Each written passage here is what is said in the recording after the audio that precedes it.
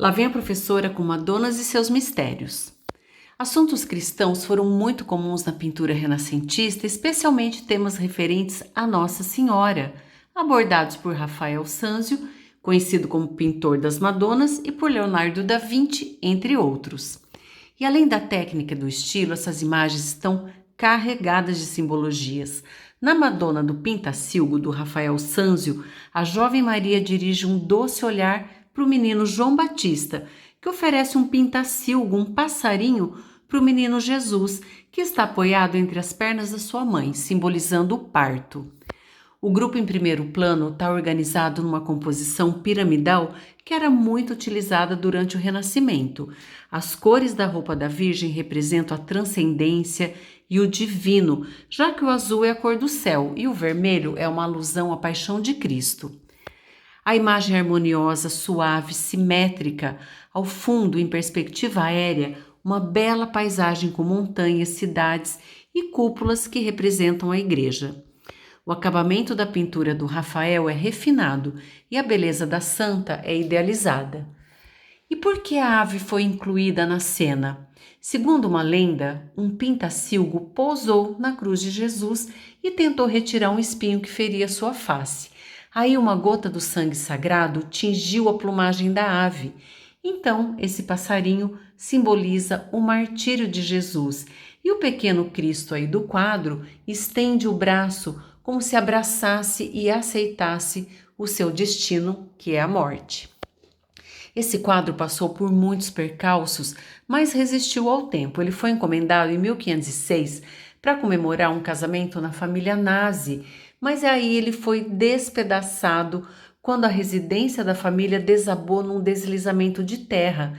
Só que então ele foi imediatamente restaurado pelo filho do pintor Ghirlandaio. Na década de 90, ele foi novamente restaurado num trabalho que demorou 10 anos. Hoje ele faz parte do acervo da Galeria Uffizi, em Florença. A Madonna do Cravo foi pintada por Leonardo da Vinci aos 20 anos, quando ele era um jovem aprendiz no ateliê do Verrocchio. E vejam a qualidade dessa pintura. Seguindo a estética da Renascença, a composição também é piramidal e o quadro tridimensional tem uma profundidade que apresenta uma paisagem bem rochosa, que futuramente vai aparecer em outras pinturas do Leonardo.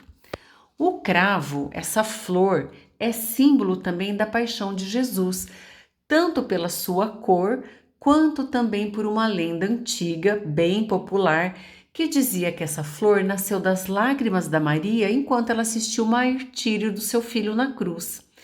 E vejam, o pequeno Jesus se lança em direção à flor, que simboliza a sua morte. O broche que ela usa, prendendo a sua roupa, também é muito recorrente e vai aparecer em outras pinturas do Da Vinci, como, por exemplo, na Madonna de Benoit e na Virgem dos Rochedos. Essa é uma peça, esse broche feito em topázio e está todo elaborado, rodeado com pérolas.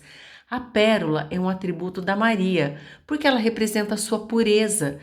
Existe também uma tradição, uma lenda antiga que diz que a pérola nasceu milagrosamente a partir de uma gota de um orvalho puríssimo.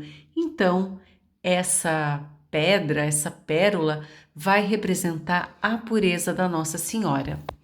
A Madonna do Cravo faz parte do acervo da Pinacoteca de Munique e está então na Alemanha. E esse par de simpáticos anjinhos são muito conhecidos, mas a maioria das pessoas acredita que se trata de um quadro. Isso é um engano. Por que isso acontece? Essa imagem ela é muito explorada comercialmente, mas para isso foi feito um recorte, porque na verdade esses anjinhos são um detalhe da pintura do Rafael Sanzio que se chama Madonna Sistina e foi encomendada em 1512 pelo Papa Júlio II. Esse quadro vai mostrar Nossa Senhora ladeada pelo São Sisto e pela Santa Bárbara, também numa composição piramidal. Essa belíssima pintura está em Dresden, na Alemanha. E vejam, por que esses anjinhos chamaram tanto atenção? Existe também uma lenda ou verdades, ninguém sabe muito bem a respeito deles.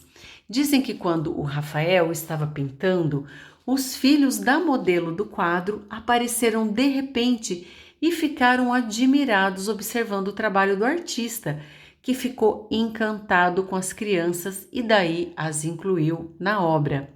Existe outra versão que diz se tratar de dois pequenos famintos que o Rafael viu na rua olhando a vitrine de uma padaria. Eu prefiro ficar com a primeira versão da história. Pessoal, eu espero que vocês tenham gostado. Se gostaram, inscrevam-se no canal, deem um clique no sininho para ativarem as próximas notificações. Um abraço, que lá vai a professora.